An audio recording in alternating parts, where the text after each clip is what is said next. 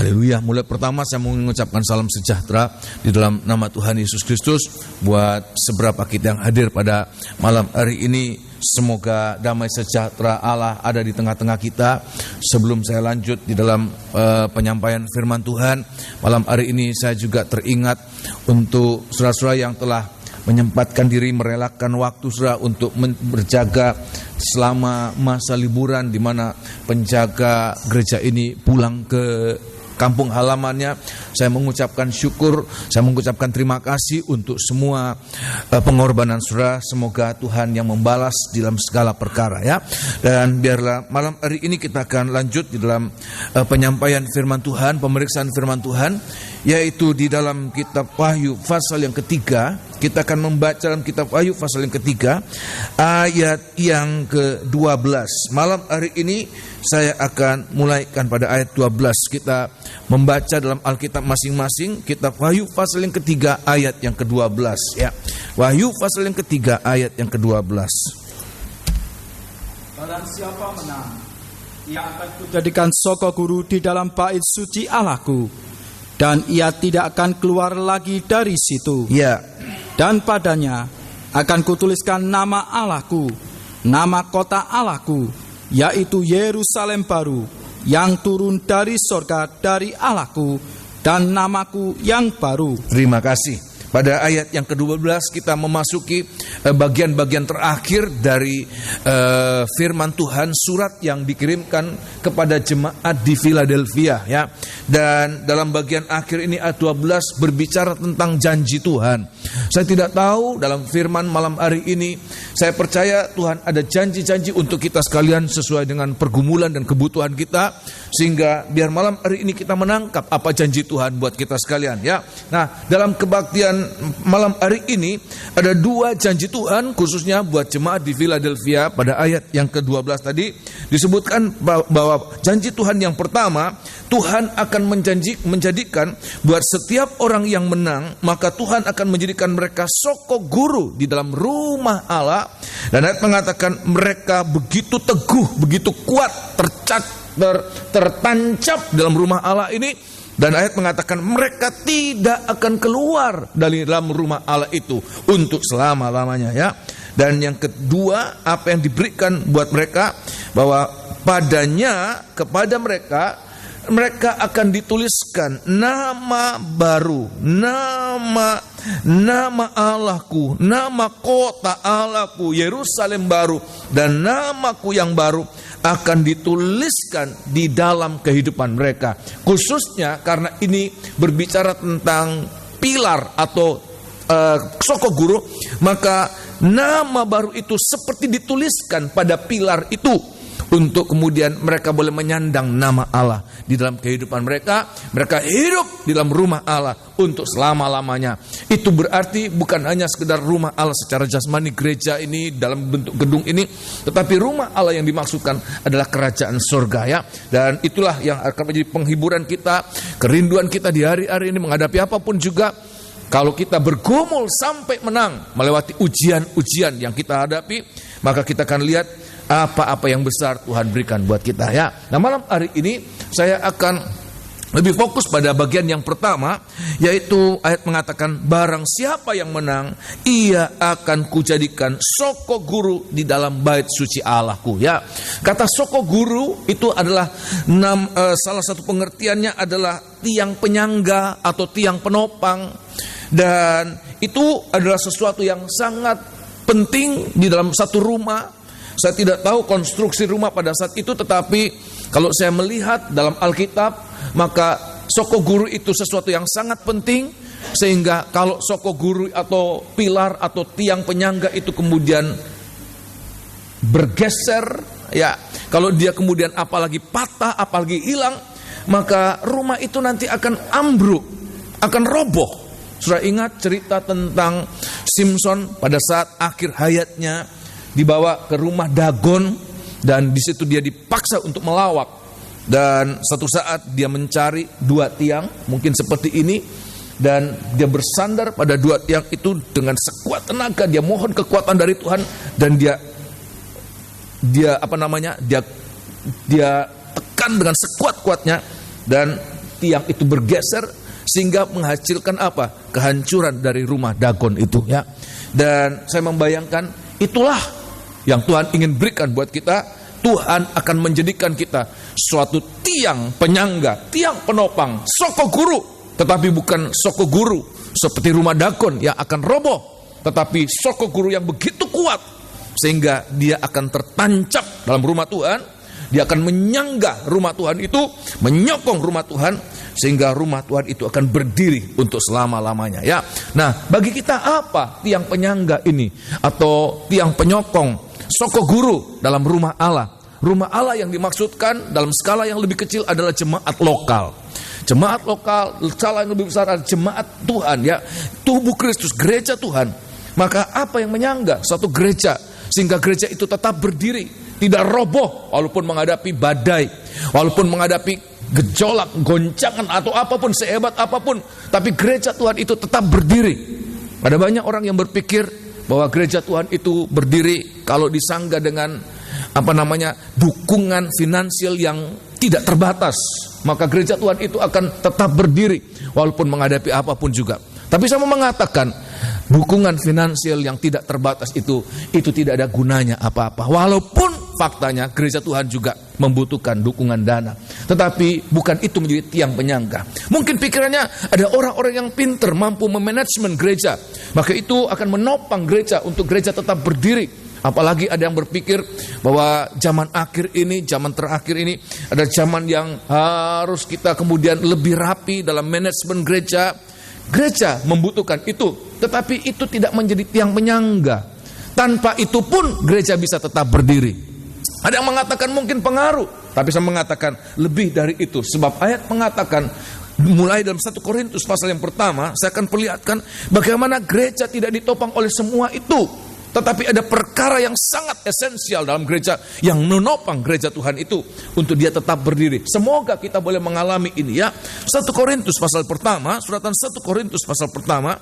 1 Korintus pasal pertama, Tuhan akan perlihatkan buat kita bahwa ada hal-hal yang sangat penting yang menyangga gereja Tuhan itu bagaikan tiang-tiang penopang di dalam rumah Tuhan, yang membuat gereja Tuhan itu tetap tegak walaupun menghadapi banjir, angin, goncangan, badai sehebat apapun juga. Gereja Tuhan itu tetap berdiri. 1 Korintus pasal yang ke-1, suratan 1 Korintus pasal pertama, ayat yang ke-25. Tuhan katakan buat gereja mula-mula, dan saya percaya ayat ini tidak hanya berlaku 2000 tahun yang lalu, tetapi ayat ini berlaku sepanjang zaman, sepanjang masa, sampai Tuhan datang. Tolong baca ayat yang ke-25, perhatikan. Sebab yang bodoh dari Allah Ya, lebih besar hikmatnya daripada manusia, ya, dan yang lemah dari Allah ya. lebih kuat daripada manusia. Ini yang menyangga gereja Tuhan. Hikmat Allah, kekuatan Allah. Ayat yang ke-26. Ingat saja saudara-saudara, Ya, bagaimana keadaan kamu ketika kamu dipanggil. perhatikan. Menurut ukuran manusia tidak banyak orang yang bijak. Tidak menyangkal bahwa ada orang-orang yang bijak, tetapi tidak sebanyak apa yang ada di dunia sana. Sampai sekarang pun berlaku. Mungkin sehebat apapun suatu jemaat, ada orang-orang bijak tetapi tidak sehebat, tidak sebijak orang-orang yang ada di luar sana. Teruskan. Tidak banyak orang yang berpengaruh. Ya, Tidak banyak orang yang terpandang. ya. Tetapi apa yang bodoh bagi dunia Perhatikan. dipilih Allah untuk memalukan orang-orang yang berhikmat. Ya, Dan apa yang lemah bagi dunia ya. dipilih Allah untuk memalukan apa yang kuat. Terus. Dan apa yang tidak terpandang Ya. dan yang hina bagi dunia Ya. dipilih Allah. Bahkan apa yang tidak berarti Ya. dipilih Allah untuk meniadakan apa yang berarti. Itu berarti walaupun gereja Tuhan itu tidak banyak orang bijak, tidak banyak orang berpengaruh, tidak banyak orang kuat, tetapi gereja Tuhan tetap bisa berdiri. Sebab bukan itu yang menjadi tiang penyangga dari gereja Tuhan, tetapi tiang penyangga dari gereja Tuhan tidak lain adalah pribadi Allah sendiri, di mana kita harus bersandar pada itu. Dan ayat mengatakan setiap orang yang bersandar pada itu nanti akan menjadi tiang-tiang penyangga di dalam rumah Tuhan. Nah, malam hari ini saya akan lebih tegas lagi apa tiang penyangga itu dalam kehidupan kita. Suratan Galatia pasal yang kedua ayat yang ke-9, suratan Galatia pasal yang kedua ayat yang ke-9. Inilah yang dimaksudkan dengan tiang penyangga atau soko guru, tiang penopang dalam gereja Tuhan. Dan Alkitab mengatakan menjadi soko guru, menjadi tiang penyangga, tiang penopang, itu adalah gaya hidup orang-orang percaya pada akhir zaman ini. Saya ulangi lagi, bahwa menjadi tiang penyangga, soko guru, itu seharusnya menjadi gaya hidup gereja Tuhan pada akhir zaman. Sebelum kita akan masuk ke dalam kitab Galatia pasal yang kedua, saya akan bawa surah dalam kitab 1 Timotius pasal yang pertama, suratan 1 Timotius pasal yang ketiga, 1 Timotius pasal yang ketiga lebih dahulu, untuk kemudian kita nanti ke Galatia pasal yang kedua tadi ya. 1 Timotius pasal yang ketiga, suratan 1 Timotius pasal yang ketiga, ayat yang ke-14 dan ayat yang ke-15 ya. Ayat 14 dan ayat 15. Ini surat dari Rasul Paulus kepada Timotius. Memang Rasul Paulus katakan, kalau aku terlambat datang, kalau aku belum datang dalam penantianmu, bagaimana kamu harus hidup? Tetapi ini juga berbicara tentang bagaimana saat Tuhan belum datang, menjelang kedatangan Tuhan, kita sebagai orang-orang yang hidup pada zaman akhir. Kepada kaum muda saya katakan, kita adalah orang-orang yang sangat besar kemungkinan akan mengalami secara fisik bagaimana Tuhan datang secara nyata dalam kehidupan manusia ya, di mana akan mengangkat orang-orang percaya, tetapi akan membumi hanguskan dunia dan langit dan segala apa yang ada di dalamnya ya. 1 Timotius pasal yang keempat, ayat yang ke-14, pasal yang ketiga ayat yang ke-14 dan ayat yang ke-15. Semuanya itu kutuliskan kepadamu, ya, walaupun kuharap segera dapat mengunjungi engkau. Teruskan. Jadi jika terlambat, aku terlambat itu artinya aku belum datang. Itu gambaran tentang kalau Tuhan belum datang, bagaimana sikap hidup kita, gaya hidup kita ini. Jadi jika aku belum datang, jadi jika aku terlambat, sudahlah engkau tahu bagaimana orang harus hidup sebagai keluarga Allah. Bagaimana cara hidup kita, lifestyle kita, gaya hidup kita sebagai keluarga Allah. Teruskan. Yakni jemaat dari Allah yang hidup. Ya. Tiang penopang dan dasar kebenaran. Terima kasih. Kita harus menjadi tiang-tiang penopang dalam setiap jemaat di mana Tuhan tetapkan kita. Semoga kita menjadi tiang penyangga, tiang penopang, soko guru di sana. Kita akan menyangga tempat di mana kita berada, dan kita seperti Tuhan katakan, kita tertancap di sana dan kita tidak akan keluar untuk selama-lamanya dari sana sampai Tuhan datang kembali ya. Nah, saya akan perlihatkan apa soko guru dalam gereja Tuhan yang menyangga tetap berdirinya gereja Tuhan sampai kapanpun ya. Di dalam kitab Galatia pasal yang kedua, suratan Galatia pasal yang kedua, Galatia pasal yang kedua ayat yang ke-9. Galatia pasal yang kedua ayat yang ke-9, saat berbicara tentang pertemuan Rasul Paulus dan Barnabas dengan tokoh-tokoh gereja di Yerusalem ya. Galatia pasal yang kedua, suratan Galatia pasal yang kedua ayat yang ke-9 atau ayat yang ke-8, mulai ayat 8 dan ayat ke-9. Karena ia yang telah memberikan kekuatan kepada Petrus untuk menjadi rasul bagi orang-orang bersunat. Ya. Ia juga yang telah memberikan kekuatan kepadaku. Ya, kepadaku ini adalah Rasul Paulus dan Barnabas dalam hal ini. Terus kan? Untuk orang-orang yang tidak bersunat. Terus. Dan setelah melihat kasih karunia yang dianugerahkan kepadaku. Ya. Maka Yakobus, Kefas dan Yohanes. Dalam ini Kefas ini ada Petrus, Kefas dan Yohanes, yang dipandang sebagai soko guru jemaat. Mereka adalah soko guru, pilar dalam jemaat Tuhan pada saat itu.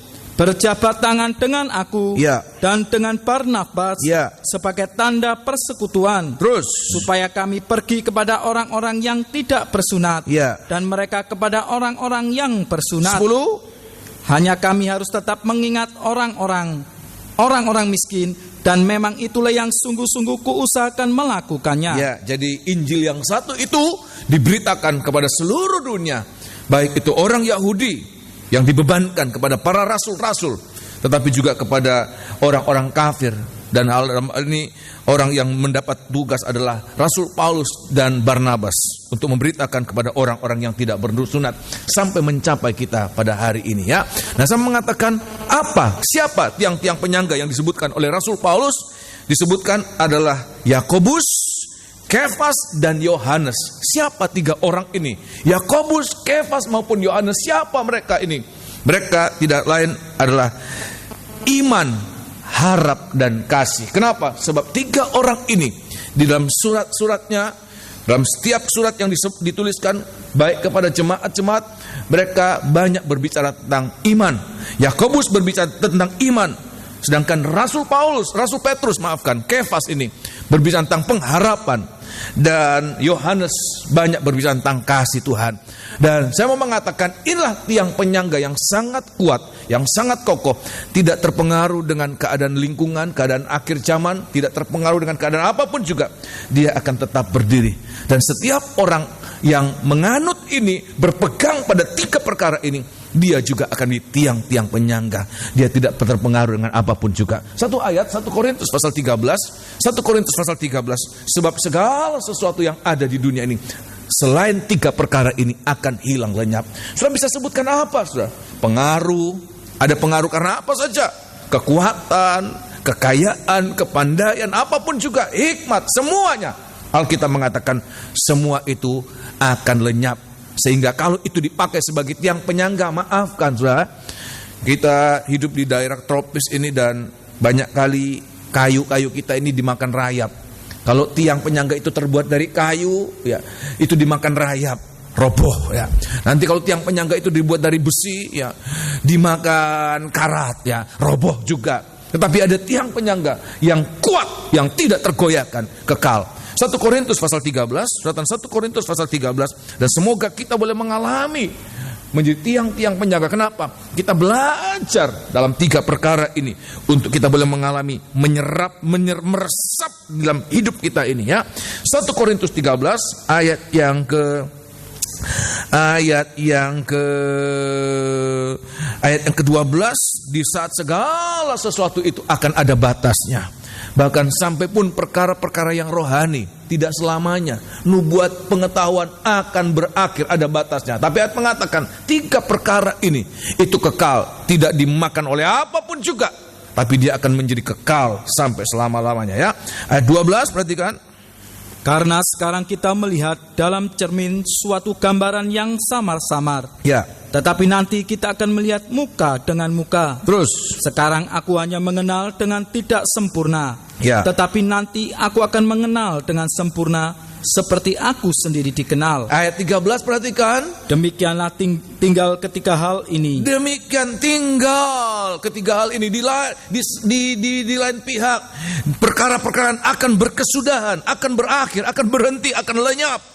Tapi ayat mengatakan demikian tinggal ketiga hal ini. Apa itu? Yaitu iman, pengharapan dan kasih. Dan yang paling besar di antaranya ialah kasih. Terima kasih. Di saat segala sesuatu yang ada di dunia ini akan berakhir, akan lenyap, akan habis, maka ayat mengatakan hanya ada tiga perkara yang tinggal tetap. Iman, harap, dan kasih. Itu akan tinggal tetap. Dan yang terbesar di antaranya adalah kasih. Oleh sebab itu biar hari-hari ini dengan bahan dasar ini, biar kehidupan rohani kita dibangun, supaya apapun keadaan dunia, apapun yang kita akan alami, kita akan tidak terpengaruh seperti tiang penyangga yang tertancap dalam rumah Allah, di mana dia tidak akan keluar untuk selama-lamanya. Sedemikian kita akan kekal dalam rumah Tuhan. Semua mengalami demikian, amin. Raja Daud dalam kitab Mazmur pasal 23 ayat yang ke-6 dia katakan, aku akan tinggal dalam rumah Allah sepanjang masa, seumur hidupku, untuk selama-lamanya. Oleh sebab itu di hari-hari ini, biar ini menjadi kerinduan kita. Nah, kita akan lihat satu persatu apa ini tiang penyangga ini ya, yaitu iman, pengharapan, dan kasih. Sesuai dengan tiga pribadi yang memikul tiga perkara ini ya. Yakobus, Kefas, dan Yohanes. Nah, kita akan lihat di dalam kitab Roma pasal yang ke-10 lebih dahulu iman. Yakobus, dia adalah hamba Tuhan. Yakobus yang dimaksud di sini, maafkan saudara, ada banyak yang keliru dalam hal ini, tetapi apa yang saya baca dalam Alkitab, saya periksa dalam kronologi, maka Yakobus yang dimaksudkan, yang menulis surat Yakobus, bukan Yakobus Rasul murid Tuhan, ada 2 rasul yang bernama Yakobus, tetapi Yakobus yang dipakai untuk menjadi tiang penyangga, soko guru, yang dimaksud kalau Rasul Paulus adalah saudara Yesus. Dia yang kemudian menjadi gembala dari jemaat yang ada di Yerusalem. Dia menjadi pemimpin jemaat di Yerusalem.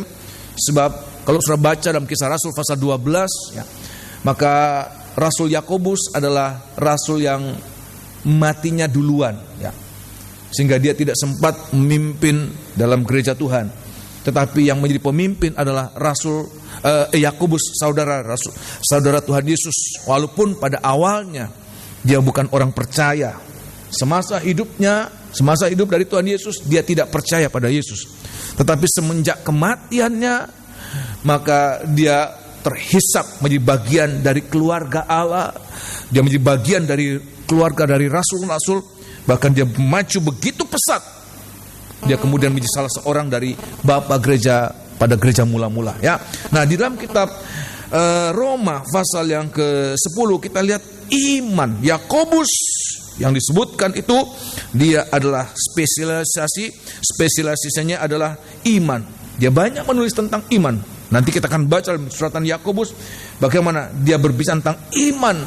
Iman di sini bukannya iman biasa. Sebab kalau hanya iman percaya, dia katakan setan pun punya iman.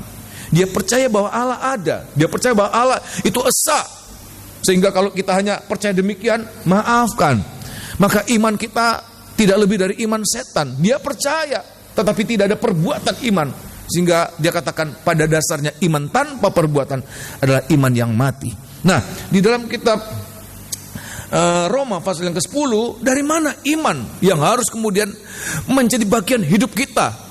Seperti kita ini dibangun, dasar kita ini adalah iman, harap, dan kasih. Supaya kita tidak kemudian hilang lenyap, seperti dunia ini lenyap. Bahkan daging kita ini ya, Rasul Petrus mengatakan seperti rumput saja. Rumput itu begitu sementara. Dia kelihatan ada, dia berbunga, ada kemuliaan. Tapi ditiup angin, dia kering, dia layu dan habis. Sedemikian juga dengan kemuliaannya. Tetapi Tuhan katakan semoga kita dibangun dengan sat ilahi yang kekal. Itulah iman, pengharapan, dan kasih. Nah, dalam kitab Roma pasal yang ke-10, suratan Roma pasal yang ke-10 kita lihat datangnya dari sini iman ini. Sebab banyak kali anak-anak Tuhan, orang-orang Kristen mengatakan saya beriman. Tapi sebenarnya imannya bukan iman, tetapi keinginan. Saya beriman nanti saya punya toko besar ya. Saya beriman nanti saya punya usaha berkembang. Saya beriman untuk hamba Tuhan, gereja saya besar sekali.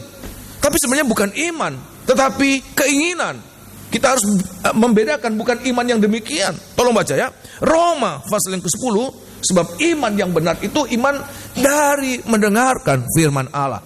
Oleh sebab itu kesempatan mendengarkan firman Allah itu sebenarnya kesempatan membangun diri kita ini untuk menjadi tiang-tiang penopang. Seperti juga Yakobus sudah menjadi tiang penopang gereja mula-mula. Demikian juga kita ya. Roma pasal yang ke-10, Roma pasal yang ke-10 ayat yang ke-16 dan ayat yang ke-17. Roma pasal 10 ayat 16 dan ayat 17. Semoga kita malam hari ini boleh mengalami ini. Seperti menyerap dasar ilahi ini. Ya, ayat yang ke-16. Tetapi tidak semua orang telah menerima kabar baik itu. Yesaya sendiri berkata, ya, Tuhan, siapakah yang percaya kepada pemberitaan kami? Yesaya ini menyampaikan firman Allah, maafkan. Dia rasakan seperti orang jualan yang tidak laku, sudah. Ya, seperti demikian, siapa mau percaya atas berita yang kami sampaikan? Tidak ada orang mau menerima itu. Dia mengeluh kepada Tuhan. Siapa yang mau percaya kepada pemberitaan kami? Teruskan. Ayat 17. Jadi iman timbul dari pendengaran. Tetapi iman timbul dari pendengaran. Dan pendengaran oleh firman Kristus. Terima kasih. Sehingga iman yang benar, iman yang berdasarkan firman Allah, yang tidak bertentangan dengan firman Allah, khususnya firman yang dia dengarkan. Oleh sebab itu malam hari ini, setiap kali kita mendengarkan firman Allah, sebenarnya adalah kesempatan bagi kita untuk hidup kita dibangun oleh iman dengan bahan dasar yang namanya iman. Sebab ayat mengatakan iman itu datangnya dari apa? Mendengar firman Allah. Dan ayat mengatakan tanpa iman, suratan Ibrani pasal yang ke-11, tanpa iman nggak ada seorang pun berkenan kepada Allah. Kalau kita beribadah, kita melayani tidak berkenan kepada Tuhan, buang-buang waktu. Sekalian kayak orang dunia, mereka habiskan waktu hidup mereka senang-senang sementara. Daripada menjadi anak Tuhan, hamba Tuhan, melayani, beribadah, tetapi Tuhan katakan di luar iman. Sebab ibadahnya, pelayanannya tidak berkenan kepada Tuhan. Oleh sebab itu, biar malam hari ini kita menggunakan waktu yang ada. Setiap kali kita mendengarkan firman Allah, dengar sungguh-sungguh. Ya, bukannya sekedar mengerti, tapi sampai kita yakin, kita percaya. Maka di saat kita percaya, maka di situ kita akan mengalami iman itu tumbuh dalam kehidupan kita. Ada suatu keyakinan. Yakobus pasal yang kedua, kitab Yakobus pasal yang kedua, ya Yakobus pasal yang kedua, suratan Yakobus pasal yang kedua. Nah, kita lihat ini, Yakobus berbicara, ya. Yakobus pasal yang kedua, suratan Yakobus pasal yang kedua, ayat yang ke-17. Iman yang bagaimana yang harus kita ada dalam hari ini, ya. Yakobus pasal yang kedua, suratan Yakobus pasal yang kedua, ayat yang ke-17, saya akan perlihatkan di sini iman dan perbuatan iman, ya. Oleh sebab itu di hari-hari ini di sini kita percaya, tetapi juga harus ada perbuatan percayanya kita pada firman yang kita dengarkan. Ada praktek apa yang kita dengarkan. Sebab Tuhan katakan kalau tidak sia-sia, ya. Banyak tahu tetapi tidak ada prakteknya, ini koreksi buat saya. Saya menyampaikan firman Allah lebih berat lagi, ya, lebih berat lagi tuntutan Tuhan. Buat kita yang banyak mendengarkan firman Allah, banyak tahu, lebih berat lagi. Oleh sebab itu di hari-hari kita harus lanjut. Saat kita mendengarkan, kita dengar sungguh-sungguh sampai menjadi iman. Tapi lebih dari itu kita harus mempraktekkan. Sebab apa? Ayat yang ke-17. Demikian juga halnya dengan iman. Ya. Jika iman itu tidak disertai perbuatan, ya, maka iman itu pada hakikatnya adalah mati. Maka iman itu pada dasarnya mati. Ayat yang ke-26. Sebab seperti tubuh tanpa roh adalah mati, ya, demikianlah juga iman tanpa perbuatan-perbuatan adalah mati. Terima kasih. Oleh sebab itu di hari-hari ini, biar kita kemudian merenungkan seberapa banyak firman yang sudah kita praktekkan, seberapa banyak firman yang sudah menjadi perbuatan kita. Kalau kita merasakan, ya Tuhan masih terlalu sedikit, maka waktu yang ada adalah waktu bagi kita untuk berpacu. Kita mengejar apa-apa yang sudah kita mengerti, tetapi belum sempat kita praktekkan. Supaya di hari-hari ini, kalau Tuhan datang, Tuhan bisa mengatakan engkau adalah tiang penopang. Sebab apa?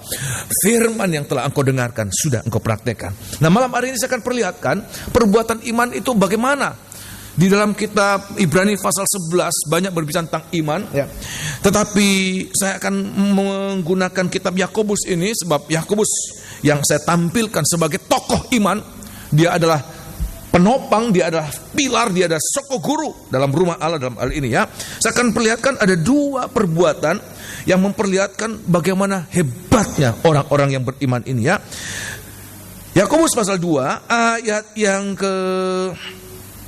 Yakobus pasal yang kedua ayat yang ke-22. Kita mulai ayat 22. Ada dua perbuatan, yaitu nomor 1 Yakobus pasal yang kedua ayat yang ayat yang ke-21, ayat 21 atau ayat 20. Ayat 20, perhatikan. Hai manusia yang bebal, maukah engkau mengakui sekarang, ya, bahwa iman tanpa perbuatan adalah iman yang kosong? Ya, ayat yang ke-21. Bukankah Abraham bapa kita, ya, dibenarkan karena perbuatan-perbuatannya, ya, ketika ia mempersembahkan Ishak anaknya, ya, di atas mezbah? Sebab kamu lihat, ya, bahwa iman bekerja sama dengan perbuatan-perbuatan, ya, dan oleh perbuatan-perbuatan itu iman menjadi sempurna. Terima kasih. Iman tanpa perbuatan iman itu belum sempurna. Bahkan ayat mengatakan seperti iman yang mati, tidak ada gunanya apa-apa. Tapi iman itu akan menjadi sempurna, akan bekerja, menghasilkan keajaiban-keajaiban, menghasilkan mujizat-mujizat. Kalau iman itu langsung dipraktekkan, ada iman, ada perbuatan iman. Dan ayat mengatakan itu akan menjadi iman yang sempurna. Nomor 1 kita lihat ini perbuatan Abraham. Disebutkan apa perbuatan Abraham? Yang dianggap oleh Tuhan itu merupakan perbuatan iman. Itu dianggap sebagai suatu kebenaran. Yaitu ayat mengatakan pada saat dia mempersembahkan Ishak anaknya. Tentu Dia persembahkan ini, persembahkan kepada siapa, saudara? Kepada Tuhan. Dan ini berbicara ibadah kita, saudara. Bahwa ibadah kita ini sebenarnya adalah ibadah yang berkenan kepada Tuhan. Kalau ibadah itu seperti Abraham mempersembahkan Ishak. Kenapa, saudara? Kenapa ini? Kitab Kejadian pasal 22 sudah baca di rumah. Bagaimana satu saat Tuhan berbicara kepada Abraham. Abraham, persembahkan anak tunggalmu. Anak yang kau kasih persembahkan ke satu tempat Tuhan sudah tetapkan, engkau persembahkan. Dan Abraham bisa saja dia berbantah-bantah dengan Tuhan, ya, kalau hanya untuk mempersembahkan kepada engkau, kenapa mesti anakku, ya. Saya tidak tahu umur Ishak waktu itu berapa tahun, tetapi kalau hanya untuk sekedar mempersembahkan korban bakaran, dia bisa mampu mempersembahkan ribuan lembu, ribuan, puluhan ribu, ya, ratusan ribu mungkin domba dia bisa persembahkan. Tetapi Tuhan tidak meminta itu. Apa yang Tuhan minta apa? Anakmu itu. Dan Abraham pada saat itu tidak kemudian berbantah-bantah dengan Tuhan. Padahal ayat mengatakan, Tuhan katakan lewat Ishak nanti keturunanmu akan terpancar bagaikan bintang-bintang di langit, bagaikan pasir di laut. Tetapi pada saat itu seperti Tuhan tidak konsekuen. Tuhan mengatakan bahwa itu anak yang nanti akan memancarkan keturunan yang begitu banyak tidak terhitung. Tapi di lain pihak Tuhan minta itu. Dengan kata lain Tuhan minta berarti Ishak harus apa? Mati. Tapi kenapa Abraham tidak berbantah-bantah dengan Tuhan? Tuhan, engkau tidak konsekuen. Tapi dia lakukan saja. Dia ambil pagi-pagi, dia pergi bersama dengan Ishak, ambil kayu, dia pergi ke satu tempat untuk mempersembahkan Bukit Moria pada saat itu, ya, untuk mempersembahkan Ishak. Dia lakukan itu. Kenapa? Sebab ayat mengatakan dia percaya kepada Tuhan. Tolong baca, ya, Ibrani pasal yang ke-11. Sebab dia percaya akan kuasa Tuhan. Ibrani pasal 11. Kitab Ibrani pasal 11.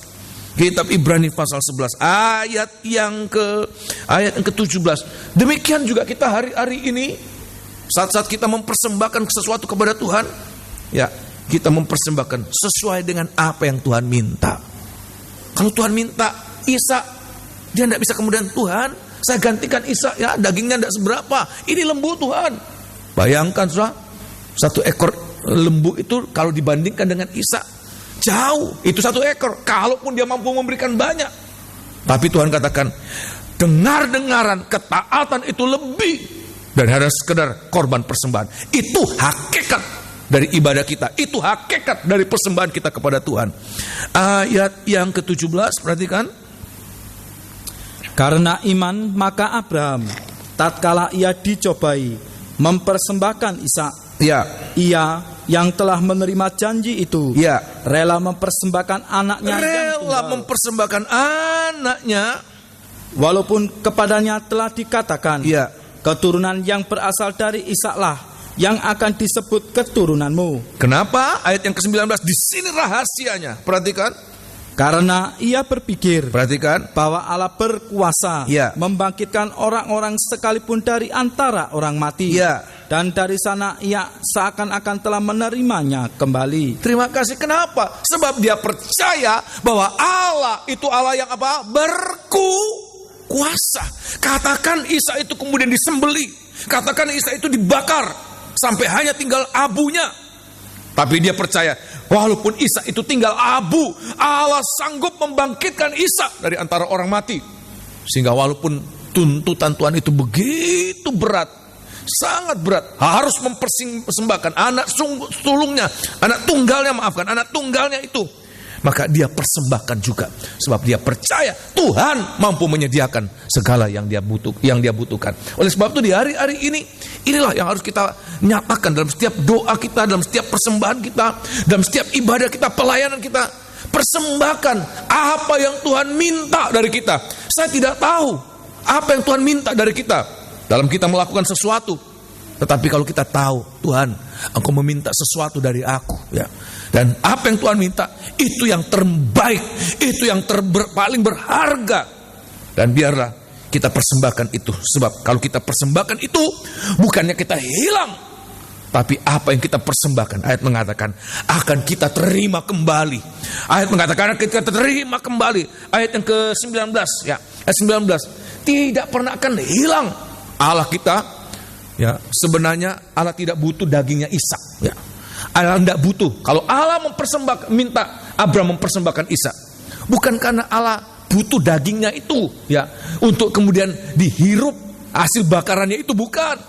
Tapi apa yang Tuhan ingin lihat? Apakah ada ketaatan dalam hati Abraham atau tidak? Ini sebab bisa saja Abraham kemudian goyah pada saat itu.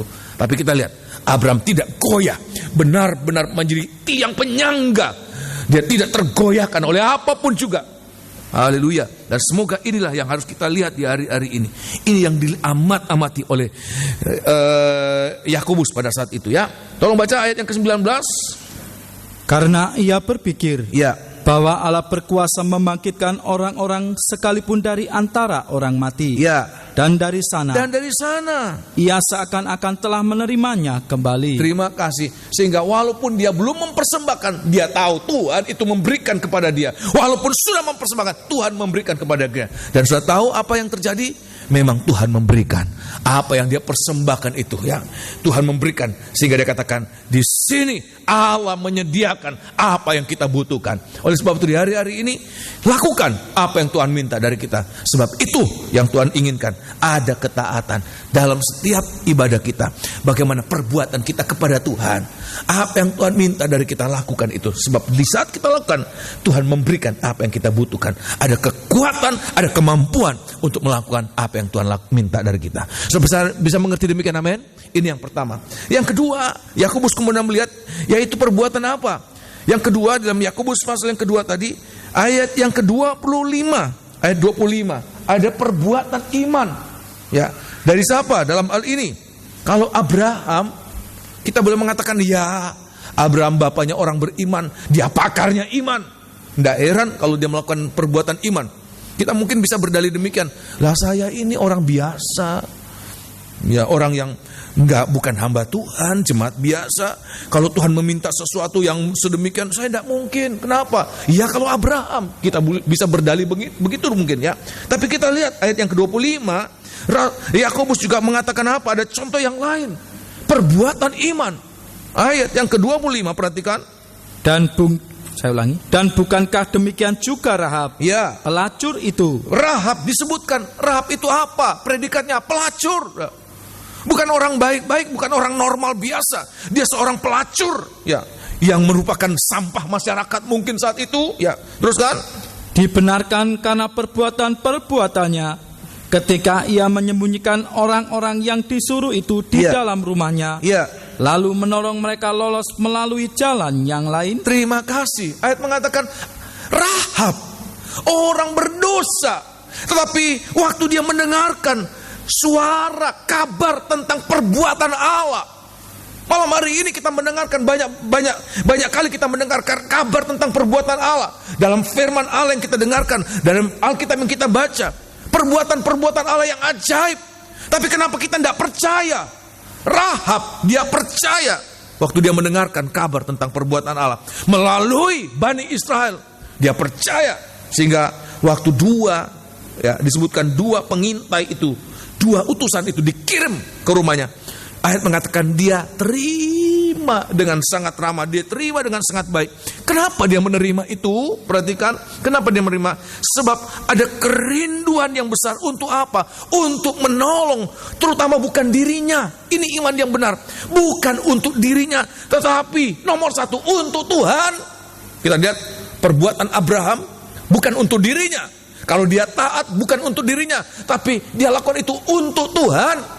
Tetapi juga perbuatan untuk sesama, ya, bukan untuk dirinya. Dalam hal ini Rahab. Nah, kita baca dalam kitab Yosua. Saya lihat dalam Yosua pasal yang kedua, saya akan perlihatkan ini. Ini perbuatan-perbuatan iman, saudara. Ada perbuatan-perbuatan baik, tetapi perbuatan baik itu bukan motivasi untuk dirinya sendiri, tidak ada sama sekali. Ya, tetapi dia lakukan itu untuk Tuhan, untuk sesamanya, ya. Di dalam kitab Yosua, ya, kitab Yosua pasal yang kedua, suratan Yosua pasal yang kedua, saya akan perlihatkan ini, ya, bagaimana kita harus belajar dalam hal ini. Saya lebih dahulu sebagai hamba Tuhan mau belajar, sebab kalau kita tidak belajar, ya, maka kita tidak pernah akan mencapai menjadi tiang penopang. Iman itu tiang penopang yang pertama, iman itu. Oh, haleluya ya. Dalam kitab Yosua pasal yang kedua, sudah tahu ceritanya ya. Waktu dia menerima itu, ya, dia menerima 2 utusan itu, dia bisa saja ngomong, ini dia ngomong sama tentara atau sama tetangganya, habis 2 pengintai itu. Tapi kalau 2 pengintai itu habis, dia juga akan habis. Tapi apa yang menjadi pikirannya pada saat itu ya? Ayat yang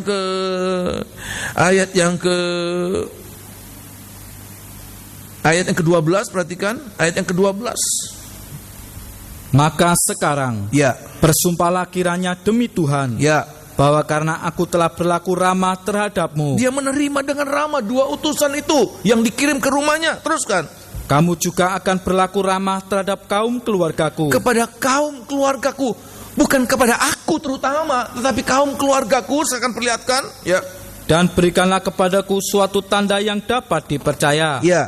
bahwa kamu akan membiarkan hidup ayah dan ibuku. Ayah dan ibuku, ini bukan aku nomor 1. Ayah dan ibuku, teruskan. Saudara-saudaraku yang laki-laki, Saudara-saudaraku yang laki-laki dan yang perempuan, dan yang perempuan, dan semua orang-orang mereka, dan bahwa kamu dan akan semua orang-orang mereka. Teruskan. dan bahwa kamu akan menyelamatkan nyawa kami dari maut. Terima kasih. Kalau sudah baca ini, dia tidak pernah menyebutkan dirinya secara pribadi. Ya, paling banter kami, ya, keluargaku. Ya, bukan pribadiku tapi keluargaku, kami. Jadi dia tidak mementingkan diri sendiri. Dia lakukan itu apa? Demi keselamatan orang lain. Dia mempertaruhkan nyawanya demi keselamatan orang lain.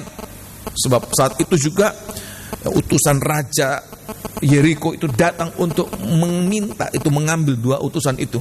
Tapi dia katakan mereka sudah pergi. Dia menyembunyikan 2 orang itu.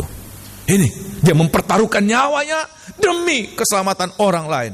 Dan inilah perbuatan iman. Bagaimana kita di hari-hari ini? Kalau Tuhan sudah memberikan kita keselamatan. Kalau saja Rahab, yang jelas-jelas orang berdosa, seandainya tidak ada perbuatan iman, habis. Ya, apalagi kita yang sudah menerima keselamatan. Tidakkah kita berpikir untuk keselamatan orang lain? Ini perbuatan iman. Tidak hanya berpikir untuk keselamatan diri sendiri, tapi orang lain, ayahnya, ibunya, saudara laki-laki, saudara perempuan, bahkan orang-orang yang ada di dalamnya. Ya, mungkin kalau ada pegawai-pegawainya dari adik-adiknya atau kakak-kakaknya, itu pun didoakan untuk diselamatkan. Sedemikian kita. Walaupun untuk itu dia harus mempertaruhkan nyawanya. Oleh sebab itu di hari-hari ini yang harus menjadi kerinduan kita. Kalau saja Rahab bisa berpikiran demikian, kenapa kita yang sudah diselamatkan oleh Tuhan tidak pernah berpikirkan untuk orang-orang yang ada di sekitar kita ini? Oleh sebab itu di hari-hari ini yang Tuhan ingin kita alami. Bagaimana kita boleh melakukan sesuatu bukan untuk kepentingan, bukan untuk keuntungan kita, tapi bagaimana kita lakukan itu untuk Tuhan, seperti perbuatan Abraham, tapi juga untuk sesama, seperti perbuatan Rahab. Kalau kita lakukan itu, maka kita akan menjadi kekuatan yang tidak tergoncangkan. Kita lihat 2 orang ini mempertaruhkan segala-galanya. Ini Abraham mempertaruhkan masa depannya. Seandainya Abraham nggak punya, ini berarti dia terputus. Padahal Tuhan katakan engkau akan menjadi bapa banyak bangsa. Ada anak perjanjian. Ya, anak perjanjian itu. Kalau dia sayang itu Ishak dia sayangkan. Bisa jadi Ishak tidak sampai punya anak. Ya, tapi karena dia korbankan itu, maka Tuhan tidak pernah membatalkan apa yang dijanjinya. Oleh sebab itu di hari-hari ini, inilah harus kita ada dalam kehidupan kita ya. Boleh melakukan ini. Ada perbuatan iman, perbuatan terbaik taat kepada Tuhan, tetapi juga perbuatan baik untuk sesama. Bagaimana kita ada kerinduan untuk menyelamatkan. Walaupun untuk itu kita harus mengalami penderitaan. Oh, ada banyak penderitaan. Di dalam kitab 1 Petrus ya. Suratan 1 Petrus pasal yang pertama, 1 Petrus pasal pertama, ada penderitaan sebagai harga. Ini ujian. Sebab Tuhan katakan siapa yang menang. Kata siapa yang menang itu sama dengan siapa yang lulus. Siapa yang menang dalam pergumulan, dalam peperangan, siapa yang lulus dalam ujian. Ayat mengatakan, aku akan menjadikan dia apa? Soko guru, sesuatu yang sangat kuat, teguh, tidak tergoncangkan, tidak tergoyahkan ya. 1 Petrus melewati ujian. Ada banyak orang-orang yang kelihatannya berhasil ya. kelihatannya hebat, kelihatannya jadi. Tapi karena ini proteksi ya. Karena proteksi, ya diproteksi demikian tidak teruji, saudara.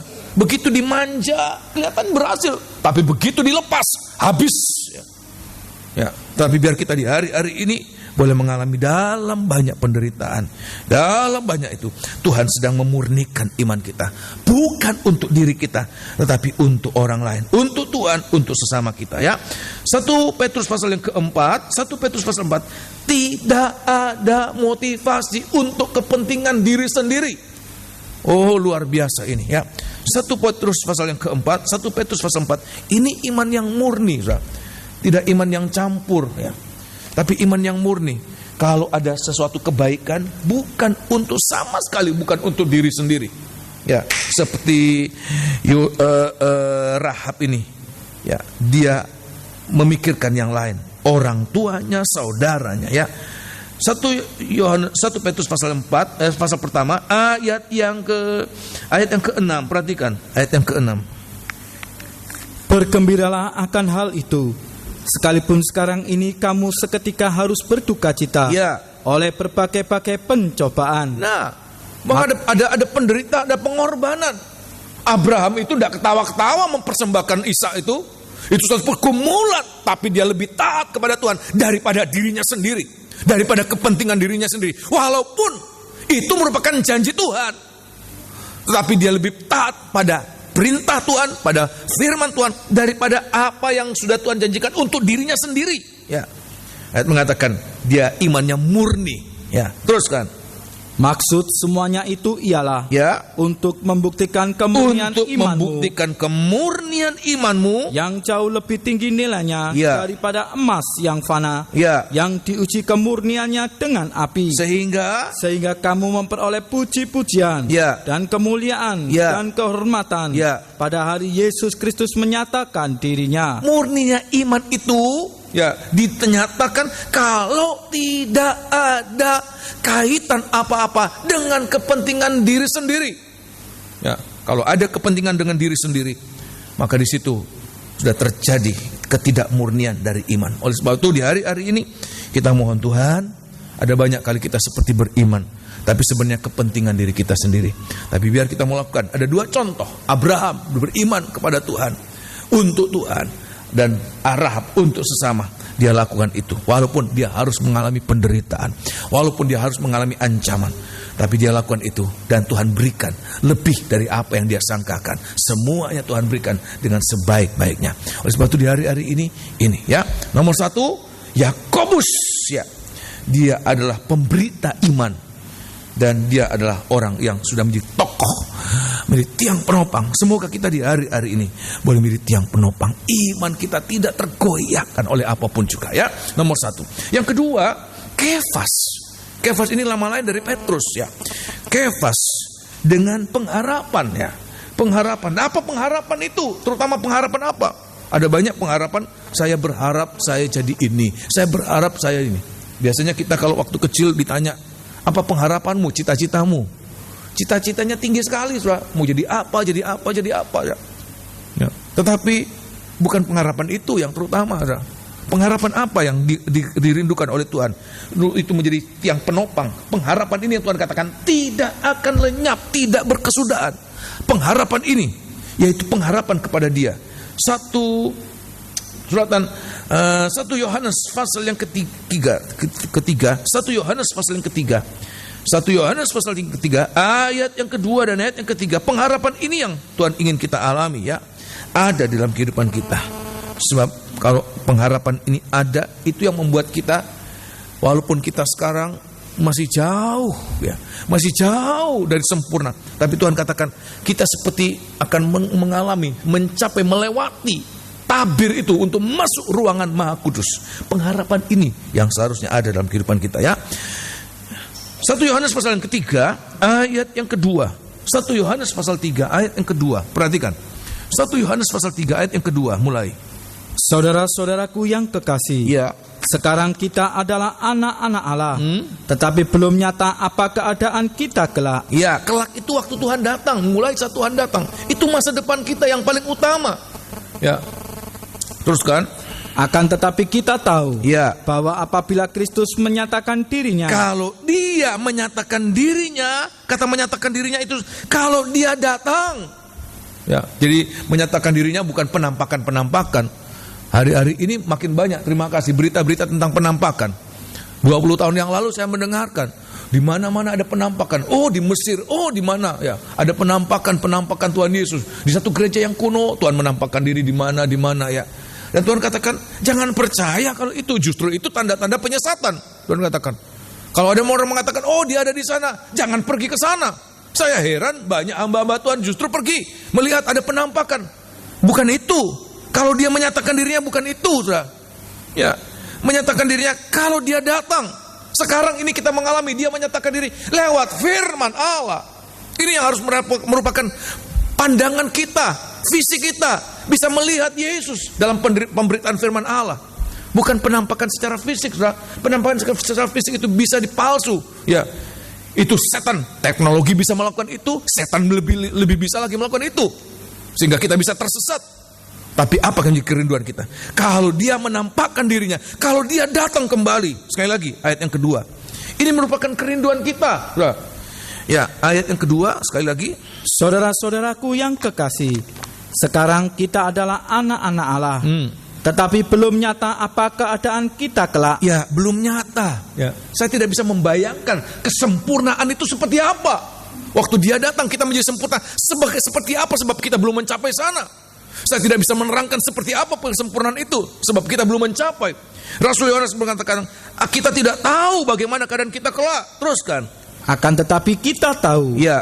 bahwa apabila Kristus menyatakan dirinya, Tapi kalau dia datang, kita akan menjadi sama seperti dia. kita akan menjadi sama seperti dia. Sebab kita akan melihat dia dalam keadaannya yang sebenarnya. Apa keadaan yang sebenarnya? Dalam kemuliaan, dalam kesempurnaan. Tidak lagi seperti bayi yang miskin, yang ditolak-tolak. Tetapi dia datang dalam kebesarannya, dalam kemuliaan, kesempurnaannya. Kita juga akan menjadi sama dalam kemuliaannya. Ayat yang ketiga, perhatikan ini perbuatan pengharapan itu. Ayat yang ketiga, Setiap orang yang menaruh pengharapan itu kepadanya, apa pengharapan itu? Pengharapan akan kedatangannya. menyucikan diri sama seperti dia yang adalah suci. Dia akan mengalami penyucian. Dia hidup dalam kesucian. Inilah perbuatan iman. Perbuatan pengharapan. Orang yang ada perbuatan pengharapan, yaitu orang yang hidup dalam kesucian. Ada orang yang merindukan, kalau Tuhan datang, saya boleh terangkat masuk surga. Tapi sekarang tidak hidup kudus. Itu mimpi, saudara. Itu hanya mimpi di siang bolong. Tetapi Tuhan katakan, kalau ada pengharapan, kalau dia datang kita boleh menjadi semulia dengan dia dalam kesempurnaan. Maka Tuhan katakan, harus ada realitas sekarang ini apa? Kita harus hidup dalam kesucian. Sebab orang yang berpengharapan akan kedatangannya, dia hidup dalam kesucian. Sekali lagi, ayat yang ketiga. Dan semoga itulah yang harus kita mengerti di hari-hari ini. Kita hidup di dalamnya. Sebab kalau tidak, kita nanti akan bukan menjadi tiang penopang. Kalaupun menjadi sesuatu itu yang ayat mengatakan seperti buluh yang terkulai. Tidak ada pendirian, ditiup angin kian kemari. Bukan hanya ditiup angin kian kemari, tapi buluh yang apa? Patah terkulai. Bukan seperti itu kita. Ya, kalau buluh yang terkulai tidak mampu menyangga rumah Allah. Ya, apalagi itu ya. Tapi kita adalah tiang penyangga, tiang penopang, soko guru yang begitu teguh kuat. Ayat yang ketiga, perhatikan kenapa? Ada kerinduan, ada harapan, pengharapan, ini kerinduan, tapi juga ada perbuatan kerinduan itu, perbuatan pengharapan ya. Jadi bukannya pengharapan kosong, tapi ada realitas dari pengharapan itu ya. Ya, ada orang kepengen jadi dokter, tapi disuruh belajar menghafal, tidak mau. Bagaimana bisa? Ya. Kepengen jadi insinyur sipil, disuruh belajar matematika, tidak mau. Ya, bagaimana bisa? Ya, pengen jadi apa? Harus ada realitasnya. Ya, tolong baca ayat yang ketiga. Setiap orang yang menaruh pengharapan itu kepadanya, Ya, menyucikan diri sama seperti dia yang adalah suci. terima kasih. Ayat mengatakan, kalau kita ingin mengalami kesempurnaan waktu dia datang, maka cara hidup kita hari-hari ini adalah cara hidup kudus. Dan itu dituliskan oleh Rasul Petrus dalam suratan Petrus. Sebab Kefas itu Petrus banyak berbicara tentang kesucian. Suratan Petrus kita baca, suratan 1 Petrus, mulai 1 Petrus. Kenapa kita bisa hidup suci? Dan Tuhan katakan standar kesucian kita adalah seperti Dia yang adalah suci. 1 Petrus lebih dahulu, suratan 1 Petrus. 1 Petrus pasal yang ke-1, suratan 1 Petrus pasal pertama, ayat yang ke-15. 1 Petrus pasal yang pertama ayat yang ke-15. Dan standar kesucian kita seperti demikian, begitu tinggi. Kalau anak-anak sekolah mau masuk sekolah favorit, standar NEM-nya dipatok tinggi, rasanya aduh tinggi sekali, tidak mungkin saya masuk situ ya. Mereka kemudian mulai kendur, putus asa ya. Apalagi kalau Tuhan katakan standar kesucian, kalau kita ingin mengalami kesempurnaan satu Tuhan datang, adalah seperti Dia, sucinya seperti Dia. Ya, bukan seperti apa yang kita lihat, apa yang dikatakan oleh orang. Oh, seperti orang suci itu seperti itu. Tapi seperti Allah itu suci, seperti itu kita harus hidup. Begitu tinggi.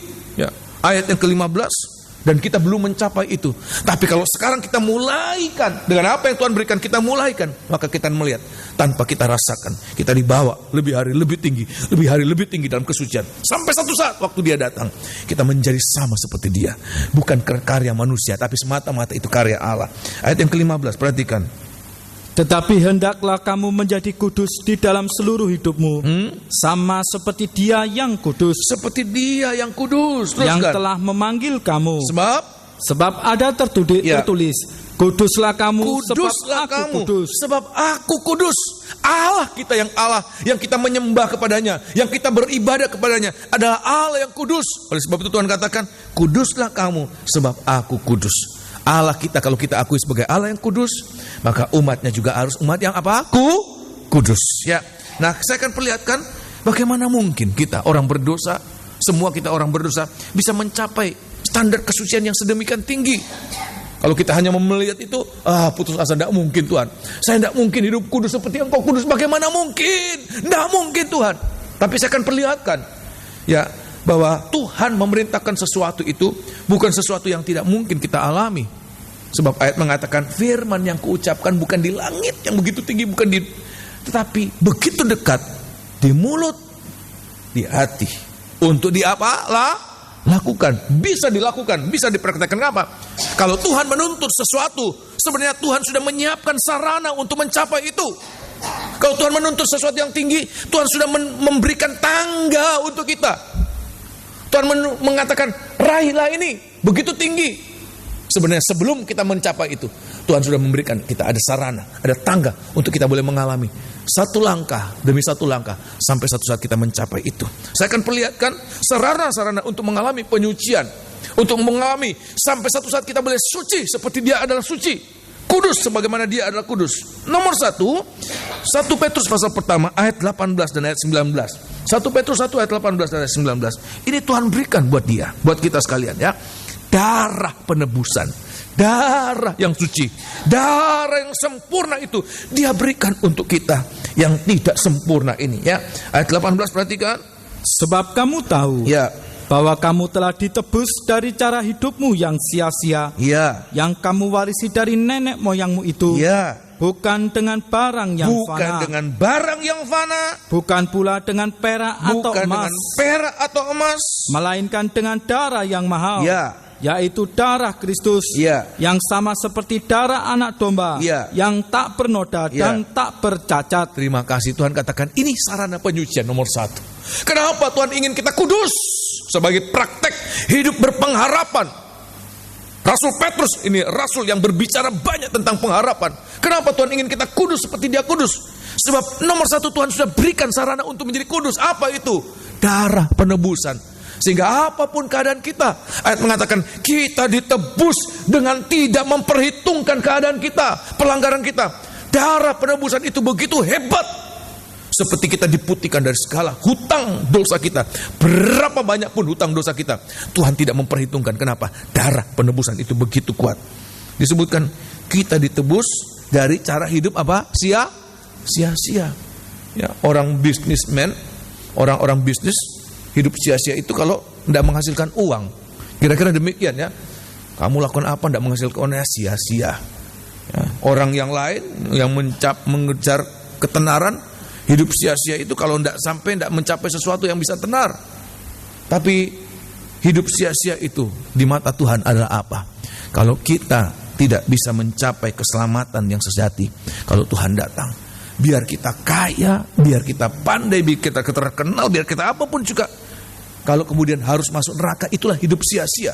Kenapa? Tidak mengalami apa yang sudah Tuhan berikan buat kita. Apa? Nomor 1, ayat mengatakan darah penebusan, darah yang mahal. Tuhan katakan kita ditebus dari cara hidup sia-sia. Untuk apa? Hidup kita mendatang, hidup kita ke depan adalah hidup yang sangat berguna. Terutama berguna untuk apa? Berguna untuk kerajaan surga, berguna untuk umat yang lain mencari keselamatan. Ayat mengatakan kita ini akan dipakai oleh Tuhan. Kalau apa? Kalau kita sendiri mengalami penebusan oleh darah Tuhan. Kalau kita tidak mengalami penebusan oleh darah Tuhan, maka kita akan tetap menjadi kehidupan yang sia-sia. Apa praktek hidup mengalami penebusan? Yaitu kalau kita mengalami kelepasan dari segala yang tadinya mengikat kita. Ada banyak hal yang mengikat kita. Kesenangan itu mengikat kita, hobi mengikat kita. Maafkan. Tapi apa yang paling mengikat manusia adalah dosa. Bukannya sekedar kebiasaan buruk, tetapi dosa itu sesuatu yang sangat mengikat. Kenapa? Sebab di balik dosa itu siapa yang mengikat? Iblis. Kitab Perjanjian Lama, ya, Yesaya mengatakan kalau iblis sudah mengurung seseorang, dia tidak pernah akan membiarkan orang itu bisa terlepas. Oleh sebab itu kita bisa melihat setiap ikatan-ikatan tidak mudah untuk dilepaskan. Kalaupun terlepas, kambuh lagi. Kalau dengan kemampuan diri sendiri, kambuh lagi. Tetapi kita mengalami kelepasan yang sesungguhnya kalau kita mengalami penebusan oleh darah Tuhan. Oleh sebab itu ini sarana penyucian. Darah penebusan itu, ayat mengatakan, mampu melepaskan kita dari semua ikatan. Apa yang harus kita lakukan? Mengalami, mau menerima itu, dan mau menyerahkan. Kalau Tuhan sudah menebus, kata lain dari menebus itu sama dengan membeli. Ya, kalau kita membeli sesuatu, kita di pasar, kita membeli sesuatu dengan harga berapapun juga dari seorang pembeli, begitu kita bayar barang yang kita bayar itu harus kita ambil. Yang menjual itu harus rela memberikan kepada yang membeli. Kira-kira demikian. Kalau kita sudah dibayar dengan harga sesuatu dan kita tahan, mau diambil kita tahan, tidak boleh. Ini enaknya sendiri, uangnya sudah diterima, barangnya tidak dikasihkan. Tapi seringkali kita lakukan itu. Tuhan sudah menebus kita. Tuhan sudah membayar kita 2000 tahun yang lalu di atas kayu salib. Untuk membeli kita seluruhnya. Tuhan tidak memberi kita 99%. Tapi Tuhan membeli kita 100%. Tapi seringkali kita tidak memberikan itu kepada Tuhan. Oleh sebab itu Tuhan katakan, biarlah kita menyerahkan diri. Serahkan dirimu kepada Tuhan untuk disucikan oleh Tuhan. Begitu kita menyerahkan diri kepada Tuhan, di situ kita mengalami penyucian. Walaupun waktu mengalami penyucian tidak enak, sakit. Tapi walaupun kita sakit, tapi kita tahu dalam setiap sakit kita mengalami penyucian, kita menjadi orang yang berguna. Hidup kita tidak sia-sia. Kira-kira demikian, saudara. Nomor 1, sarana pertama apa? Darah penebusan. Yang kedua apa Tuhan berikan buat kita? 1 Petrus pasal 1 ayat 22. Saya banyak berbicara tiga surat ini, ya. Surat Yakobus, surat Petrus, dan surat Yohanes. Sebab apa? Inilah orang-orang yang dipakai oleh Tuhan menjadi soko guru, tiang penopang dalam jemaat Tuhan dulu 2000 tahun yang lalu. Tapi sekarang buat kita sekalian, ya. 1 Petrus pasal yang pertama ayat yang ke-22. Ayat 22, perhatikan. 1 Petrus pasal pertama ayat 22. Karena kamu telah menyucikan dirimu oleh ketaatan kepada kebenaran. Ya. Sehingga kamu dapat mengamalkan kasih persaudaraan yang tulus ikhlas. Ya. Hendaklah kamu bersungguh-sungguh saling mengasihi dengan segenap hatimu. Sekali lagi, ayat yang ke-22. Karena kamu telah menyucikan dirimu oleh ketaatan kepada kebenaran. Nah, ketaatan kepada kebenaran. Kebenaran, terima kasih. Kebenaran yang dimaksudkan adalah kebenaran firman. Sebab kalau sudah baca terus, Tuhan berbicara tentang firman Allah. Kita harus lahir dari benih yang baru, benih firman Allah. Sebab orang yang tidak lahir dari benih firman Allah, dia akannya seperti rumput yang begitu sementara, yang tidak bisa menjadi soko guru. Coba rumput, rumput yang lemes itu, mau disatukan, dikumpul-kumpul, dikeringkan, jadi kumpul-kumpul, tidak mungkin jadi tonggak. Kira-kira demikian. Mau dipakai jadi tiang-tiang penopang, nggak bisa, rumput itu begitu lemah. Oleh sebab itu ayat mengatakan kita harus mengalami keubahan, kita harus mengalami pembaharuan.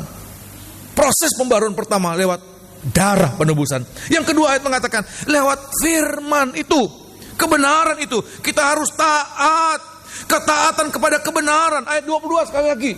Firman yang menyucikan kita, firman yang ingin membuat hidup kita, yang ingin kita hidup dalam kesucian. Ayat yang ke-22, perhatikan. Karena kamu telah menyucikan dirimu oleh ketaatan kepada kebenaran. Oleh ketaatan pada kebenaran, sehingga kamu dapat mengamalkan kasih persaudaraan yang tulus ikhlas. Dan seterusnya ya.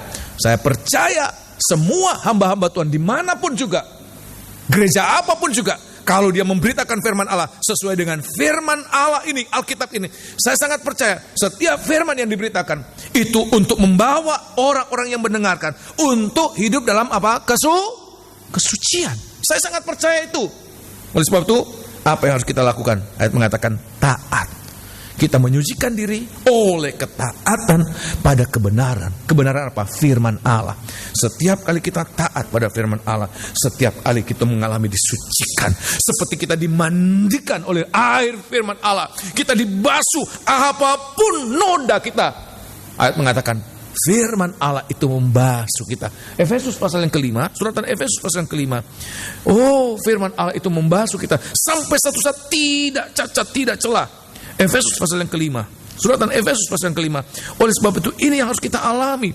Firman Allah itu bukan hanya untuk diketahui, itu bukan hanya untuk itu tujuan, tapi firman yang kita terima itu untuk menyucikan kita, membasuh kita apapun noda kita.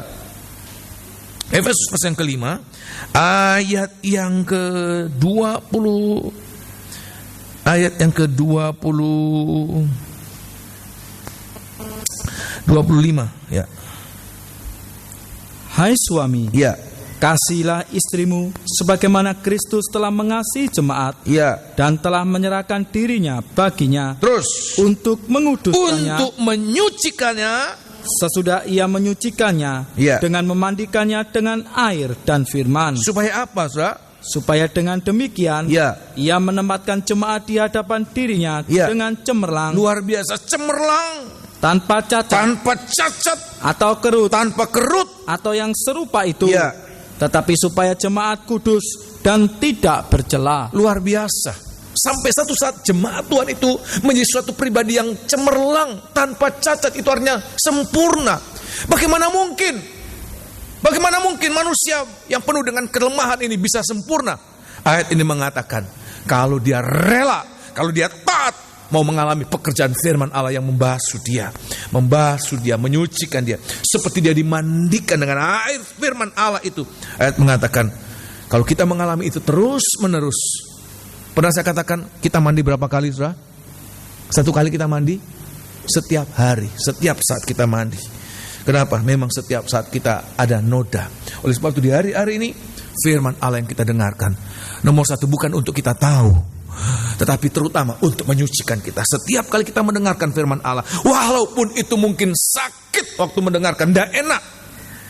Mendengarkan firman Allah tentang dosa itu tidak enak, saudara. Dan banyak hamba-hamba Tuhan tidak mau. Saya tidak mau. Nanti saya seperti jualan tidak laku. Seperti apa Nabi Yesaya mengatakan, siapa yang mau percaya tentang pemberitaan kami? Nanti tidak ada yang mau dengarkan. Dan memang begitu. Tetapi ayat mengatakan kalau kita mau mengalami firman Allah, menyucikan hidup kita ini walaupun sakit, tapi kalau kita mengalami itu disucikan terus, maka satu saat ayat mengatakan kita tanpa celah, tanpa cacat, cemerlang, sempurna di hadapan Dia. Waktu Dia datang kembali, orang-orang yang setiap kali disucikan oleh firman Allah tidak mau, tidak mau. Waktu Tuhan datang, dia tetap dalam keadaan yang sebenarnya. Tapi kalau kita mengalami penyucian, walaupun tadinya kita begitu jahat, najis, Tuhan katakan, aku akan membuat dia putih seputih salju. Dia putih seputih bulu domba. Oleh sebab itu di hari-hari ini relakan diri kita untuk mengalami penyucian. Saudara bisa mengerti demikian, amin? Darah, darah penebusan, firman yang menyucikan. Yang ketiga, 1 Petrus pasal yang kedua ayat 21. 1 Petrus pasal 2 ayat 21. Ini Rasul Petrus banyak berbicara ini, Kefas berbicara tentang ini 1 Petrus pasal yang kedua ayat 21. Oh, luar biasa. Ada penderitaan. Atau ayat yang ke-19. Ini percikan darah. Tadi darah untuk menebus, tapi sekarang ini percikan darah ya. Oh, haleluya. Ini penderitaan ya. Tetapi bukan karena dosa. Penderitaan karena mau hidup dalam kesucian. Maka mengatakan itu akan menjadikan kita, kehidupan kita ini satu saat sama seperti dia. Ayat yang ke-19, perhatikan. Sebab adalah kasih karunia, jika seorang karena sadar akan kehendak Allah menanggung penderitaan yang tidak harus ia tanggung. Ya, tidak seharusnya. Ya, ayat sebelumnya, kalau kemudian pasal 4, kalau dia mencuri harus menderita, korupsi menderita, ya, berzina harus menderita, apapun menderita karena dosa. Ya, itu wajar. Ya, itulah upah dari perbuatannya. Tapi ayat mengatakan kalau berbuat baik, kalau beribadah dan harus menderita, ayat mengatakan itu adalah percikan darah, kasih karunia Tuhan. Terus kan? Sebab dapatkah disebut pujian? Ya. Jika kamu menderita pukulan karena kamu berbuat dosa? Ya, malah disoraki, malah ya. Kalau ada, walaupun kita nggak suka kekerasan, tapi kalau kemudian penjahat ketembak mati, ya paling dalam hati syukur, ya syukur. Kapok ya penjahat, ya curanmor itu ketembak mati, melawan ketembak mati, syukur, ya nggak ada orang yang kasihan. Tapi Tuhan katakan kalau kita berbuat baik dan untuk itu kita menderita, terus kan? Tetapi jika kamu berbuat baik, ya, dan karena itu kamu harus menderita, ya, maka itu adalah kasih karunia pada Allah. Justru itu kasih karunia. Suatu apa kasih karunia? Seperti kita terima undian, seperti kita terima berkat. Untuk berbuat baik kita harus menderita. Tuhan katakan itu berkat. Teruskan. Sebab untuk itulah kamu dipanggil. Ya. Karena Kristus pun telah menderita untuk kamu, ya, dan telah meninggalkan teladan bagimu, terus supaya kamu mengikuti jejaknya. Ya. Ia tidak berbuat dosa, ya, dan tipu tidak ada dalam mulutnya. Kita lihat ayat 23 ini, ya, contoh ini. Ketika ia dicaci maki, ia tidak membalas dengan mencaci maki. Kira-kira berat enggak, saudara? Dimarah-marahi, enggak karena salah, tapi dimarah-marahi. Apa tidak kepingin membalas, saudara? Ayat mengatakan dia tidak melakukan itu. Dicaci maki, dia tidak membalas. Teruskan. Ketika ia menderita, ya, ia tidak mengancam. Ia tidak mengancam, tetapi ia menyerahkannya kepada Dia, ya, yang menghakimi dengan adil. Terus. Ia sendiri telah memikul dosa kita di dalam tubuhnya, ya, di kayu salib, ya, supaya kita yang telah mati terhadap dosa, ya, hidup untuk kebenaran. Terima kasih. Ayat mengatakan mungkin untuk orang dunia ini suatu kebodohan. Kita dibodoh-bodohi, bodoh kamu, kenapa kamu tidak balas? Tapi Tuhan katakan itu suatu kasih karunia. Itu ada cara Tuhan menyucikan kita. Sebab ada perkara-perkara yang tidak berkenan. Ada sifat tabiat karakter daging yang masih melekat. Ya, mengalami penebusan sudah lebih baik. Ya, dengar firman Allah sudah lebih baik. Tapi ada noda yang begitu melekat. Maafkan, sudah dengar firman Allah, tapi seperti belum mengerti. Sehingga Tuhan izinkan dia mengalami percikan darah. Waktu dia mengalami percikan darah, baru kemudian semua teringat. Firman Allah itu teringat. Nah, Tuhan katakan itu adalah sarana untuk menyucikan kita. Kalau kita lakukan itu, maka hidup kita, kalau kita alami itu, maka hidup kita waktu Tuhan datang benar-benar akan suci, sama seperti kerinduannya untuk kita. Bukan hanya suci, tapi maha suci. Oh, haleluya. Semoga ini menjadi kerinduan kita, saudara. Ini percikan darah, bukan karena dosa. Penderitaan bukan karena dosa. Dan yang terakhir, apa itu? Kerinduan akan kedatangannya. Rasul Petrus katakan dalam 2 Petrus pasal yang ketiga. Saudara, 2 Petrus pasal yang ketiga. Ini sarana-sarana itu yang Tuhan berikan buat kita. Ada kerinduan. Tadi Rasul Yohanes mengatakan itu. Sekarang Rasul Petrus juga mengatakan itu. Ya, 2 Petrus pasal yang ketiga ayat yang ke-10 mulai. Ya, 2 Petrus pasal yang ketiga ayat yang ke-10. Ya. Tetapi hari Tuhan akan tiba seperti pencuri. Perhatikan. Pada hari itu langit akan lenyap dengan gemuruh yang dahsyat, Ya. dan unsur-unsur dunia akan hangus Unsur-unsur dunia akan hangus. dalam nyala api. Ya. Dan bumi dan segala yang ada di atasnya Ya. akan hilang lenyap. Ayat yang ke-11, perhatikan. Jadi, Ya. jika segala sesuatu ini akan hancur secara demikian, Ya. betapa suci dan salehnya kamu Betapa harus hidup. suci dan salehnya. Kamu kamu. harus hidup, Ya.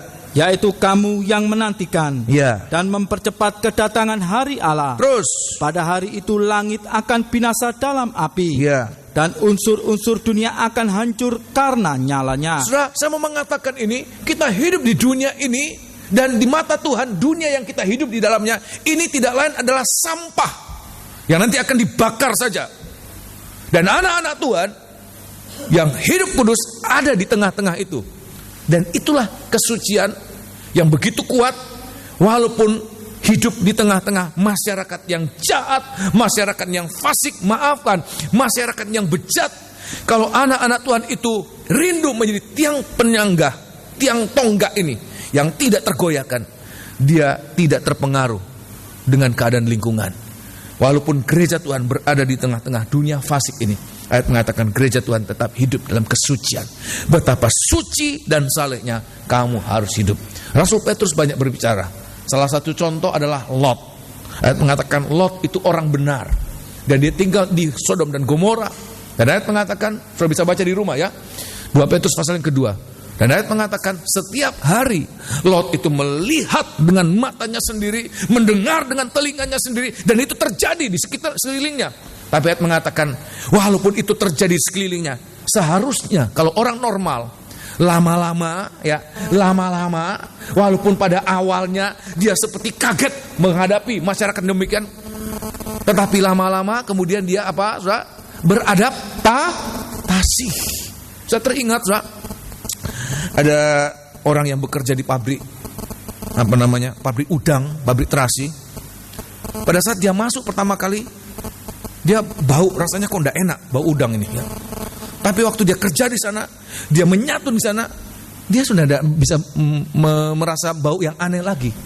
Bahkan kalau dia pulang, ya naik bemo, orang bemo langsung gini. Sebab apa? Bajunya, badannya sampai rambutnya sudah bau udang, dan dia tidak menyadari itu. Dia tidak merasakan itu. Kira-kira itulah gambaran tentang masyarakat orang biasa. Kalau orang tidak mau mengalami penyucian, ya, maka di mana dia berada, lama-lama dia beradaptasi. Lama-lama bukannya beradaptasi, menjadi serupa dengan apa yang di sekelilingnya. Tapi Lot, ditulis oleh Rasul Petrus, Lot tidak demikian. Walaupun berada di tengah-tengah Sodom dan Gomora, dia sama sekali tidak toleran, tidak mengiyakan perbuatan orang-orang Sodom, bahkan tidak ingin melakukan apa yang dilakukan orang Sodom. Tapi ayat mengatakan jiwanya yang benar itu tersiksa. Oleh sebab itu hari-hari ini ciri-ciri orang yang menjadi tonggak dalam kesucian, tiang penopang dalam kesucian, yaitu apa? Walaupun berada dimanapun kita tidak ingin menyatu dengan keadaan yang tidak baik itu. Tapi hati kita tetap merindukan, Tuhan, saya menderita, saya merindukan kapan Engkau datang kembali. Sebab dunia ini begitu kotor, begitu najis. Nanti makin mendekat dengan kedatangan Tuhan, itu kenajisan makin menjadi-jadi, tidak bisa dibendung lagi. Ayat mengatakan yang jahat bertambah jahat, yang najis bertambah najis, seperti tidak bisa dibendung lagi. Tapi sebaliknya, kalau kita mau mengalami, kalau Tuhan datang, kita menjadi tonggak yang tidak tergoyahkan. Tuhan katakan orang benar bertambah benar, orang suci bertambah suci. Sudah mau mengalami demikian, amin? Ya, Rasul Yohanes mengatakan dalam kitab Wahyu pasal yang ke-22, pasal terakhir dalam kitab Wahyu, semoga di sini kita berada, ya, suci yang tidak terpengaruh dengan keadaan lingkungan. Biasanya orang Kristen suci kalau di gereja, kenapa? Lingkungannya suci, saudara. Tapi coba di pasar sana, nawar ikan, nawar becak, tidak ada bedanya dengan orang dunia. Kenapa? Terpengaruh lingkungan. Ya, lingkungannya baik jadi baik, lingkungan jahat jadi jahat. Tapi Tuhan katakan tidak demikian gereja Tuhan. Dimanapun dia berada, dia harus tetap menjadi kehidupan yang kudus. Walaupun kita hidup di tengah-tengah sampah dunia ini yang sebentar lagi akan dibakar oleh Tuhan, Tuhan katakan betapa suci dan salehnya engkau harus hidup. Oh, haleluya. Mungkin kita akan diperolok, dianggap orang aneh, saudara. Nanti orang benar itu dianggap orang aneh. Bodoh kamu. Ada jalan pintas bagus kok. Nggak mau. Pilih yang susah, pilih yang aneh-aneh. Padahal hidup benar, sah. Nanti akan menjadi orang aneh kita. Tetapi lebih baik mana? Berkenan kepada masyarakat sekitar atau berkenan kepada Tuhan? Walaupun dianggap orang aneh, tapi yang penting Tuhan anggap kita normal. Normalnya Tuhan daripada normalnya masyarakat sekitar kita. Kira-kira demikian, sah. Ini, tolong baca ya. Wahyu pasal 22. Sebab kita berada pada arus yang terbalik, saudara. Kita ini seperti orang berenang melawan arus, saudara. Arusnya dunia ini, arus kejahatan, arus kenajisan. Ini yang sedang berada di dunia ini. Dan kita berada di arus yang salah. Kita hidup di tengah-tengah dunia dengan arus yang salah. Kita harus berenang melawan arus. Ya, kalau kita diam saja, kita terbawa arus. Ya, kalau kita lebih sedikit kemajuannya daripada kemajuan kejahatan kenajisan dunia ini, kita terbawa arus. Kita harus lebih lagi dari kemajuan kejahatan kenajisan yang ada di dunia ini. Wahyu pasal 22 ayat yang ke-11. Wahyu 22 ayat yang ke-11. Oleh sebab itu di hari-hari ini Kefas, Rasul Petrus berbicara tentang penyucian. Ya, pengharapan dan perbuatan pengharapan apa? Hidup dalam kesucian. Ayat yang ke-11 perhatikan. Barang siapa yang berbuat jahat, biarlah ia terus berbuat jahat. Ya, ini menjelang akhir. Kita Wahyu 22 ini menjelang akhir. Habisnya dunia ini. Ya, ayat mengatakan siapa yang jahat, biarlah ia terus berbuat jahat. Barang siapa yang cemar, siapa yang najis, biarlah ia terus cemar. Enggak bisa dibendung, sah. Ya, pornografi itu enggak bisa diblokir, sah. Enggak bisa diblokir. Ya, enggak bisa. Ayat mengatakan terus bertambah najis. Yang jahat tambah jahat. Enggak bisa dibendung. Terus kan? Dan barang siapa yang benar, ya, biarlah ia terus berbuat kebenaran. Sebaliknya, umat Tuhan yang ada di dunia ini, kita berada di tempat yang salah, ya. Seperti kita berada di Sodom, seperti Lot berada di Sodom, ya. Tidak pada komunitas yang seharusnya, tidak pada habitat yang seharusnya. Ayat mengatakan, tetapi yang cemar, ya, tetapi yang benar, biarlah terus berbuat kebenaran. Barang siapa yang kudus, ya, biarlah ia terus menguduskan dirinya. Terima kasih. Oleh sebab itu ini yang harus kita mengerti ini, ya. Kita berada di tengah dunia ini, jangan terpengaruh dengan lingkungan. Tuhan katakan biarlah umat Tuhan yang melayani, yang beribadah kepada Allah yang kudus. Kuduslah umatku, sebagaimana aku juga Allah yang kau kudus. Engkau sembah adalah Allah yang kudus. Bisa mengerti demikian, amin? Ya. Kemudian yang terakhir, saya mau cepat saja, Yohanes, ya. Rasul Yohanes, ya.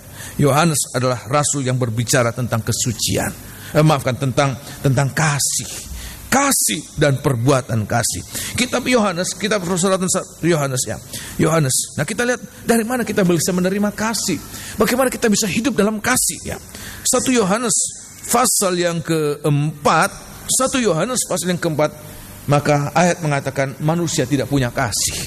Pada dasarnya manusia tidak punya kasih. Oleh sebab itu, apa yang harus kita alami?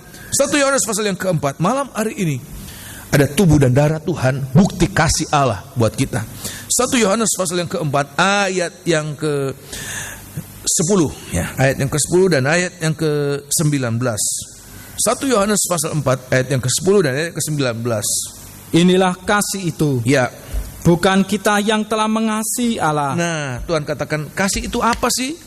Kasih itu bukan kita yang mengasihi Allah, tetapi Allah yang telah mengasihi kita. Tetapi Allah yang mengasihi kita. Dan yang telah mengutus anaknya, ya, sebagai pendamaian bagi dosa-dosa kita. Sehingga ayat 19, kita mengasihi. Kalau kita sudah menerima kasih dari Allah, maka itu yang membuat kita mengasihi. Karena Allah lebih dahulu mengasihi kita. Terima kasih, ya. Ayat mengatakan bahwa kasih itu hanya kita apa? Terima. Kasih itu bukan hasil karya, hasil usaha manusia. Tidak ada. Manusia tidak punya kasih. Kalaupun kasih itu ada, hanya kita terima. Oleh sebab itu apa yang harus kita lakukan hari-hari ini? Bukalah hati kita sebesar-besarnya, selebar untuk menerima kasih Allah. Walaupun kita berada di tengah-tengah kepahitan. Kita di tengah-tengah kepahitan, Tuhan katakan buka hati untuk menerima kasih Allah. Kita menerima kasih Allah. Ayat mengatakan supaya kita tidak hidup dalam kegelapan. Kegelapan itulah kebencian. Tapi kita menerima kasih Allah. Sehingga waktu kita menerima kasih Allah, Rasul Yohanes mengatakan, maka kita bisa mengasihi. Sebab bukan kita yang mengasihi Allah, Allah yang mengasihi kita lebih dahulu. Dan praktek bukti kita mengasihi Allah. Ayat yang ke-20, perhatikan. Ayat yang ke-20. Jikalau seorang berkata, Ya, aku mengasihi Allah, aku mengasihi Allah, dan ia membenci saudaranya, dan ia membenci saudaranya, maka ia adalah pendusta. ya, Karena barang siapa tidak mengasihi saudaranya yang dilihatnya, ya. tidak mungkin mengasihi Allah yang tidak dilihatnya. Terus, Dan perintah ini kita terima dari Dia. ya, Barang siapa mengasihi Allah, ya. ia harus juga mengasihi saudaranya. Terima kasih. Dan ayat ini tidak mudah untuk dilakukan. Tuhan katakan bagaimana kita harus mengasihi semua orang, bukannya saudara, sampai satu saat. Injil Matius pasal yang 5 mengatakan sampai bisa mengasihi musuh, sampai bisa mendoakan orang-orang menganiaya kita. Bagaimana mungkin itu? Ya, terlalu sukar untuk dilakukan. Tapi Tuhan katakan kita bisa lakukan kalau lebih dahulu kita menerima kasih. Tanpa kasih dari Allah, tidak mungkin kita lakukan itu. Oleh sebab itu malam hari ini, waktu kita menerima tubuh dan darah Tuhan, satu perkataan kita, Tuhan, biarlah waktu aku makan tubuh dan darah-Mu, bersamaan aku makan tubuh dan darah-Mu, ini ada bukti Engkau mengasihi aku. Injil Yohanes pasal 3 ayat 16, karena begitu besar Allah mengasihi dunia dan memberikan anaknya. Setiap orang yang percaya, dia tidak binasa, tapi beroleh hidup yang kekal. Setiap kali kita percaya, kita menerima kehidupan kekal. Kekal itu, kasih itu kekal. Kasih itu tidak akan berlalu. Kasih itu selama-lamanya. Kita menerima kasih, kita mendapatkan kekekalan dalam kehidupan kita. Ada kemampuan untuk mengasihi Tuhan, ada kemampuan untuk mengasihi sesama. Bahkan sampai satu saat ayat mengatakan bisa mengasihi musuh kita. Dimanapun kita berada, kita boleh mengasihi. Tidak mudah dilakukan. Tetapi kalau kita ada kerinduan, Tuhan, saya tidak mungkin lakukan itu, tapi saya merindukan. Maka Tuhan yang akan memberikan kita kemampuan, karena Tuhan memberikan kita kasih-Nya. Inilah firman Tuhan buat kita sekalian. Semoga ini menjadi berkat buat kita. Kita akan bangkit berdiri, kita akan menerima tubuh dan darah Tuhan. Persiapkan diri kita, hati kita untuk menerima kekudusan dari tubuh dan darah Tuhan ini.